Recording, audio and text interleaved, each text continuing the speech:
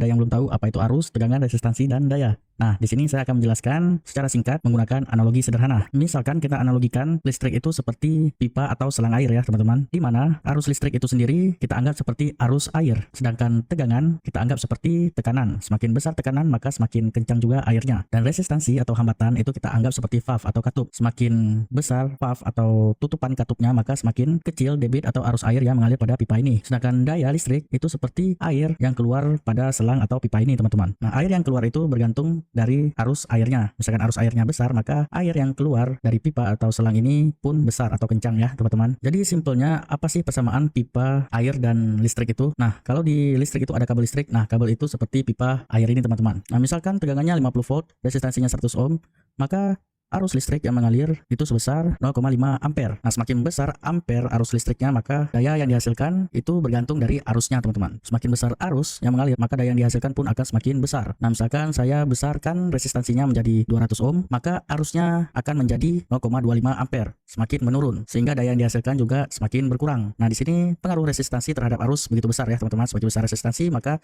arus semakin kecil dan daya yang dihasilkan juga semakin kecil. Nah, selain resistansi, tegangan juga bisa digunakan untuk menurunkan arus dan daya.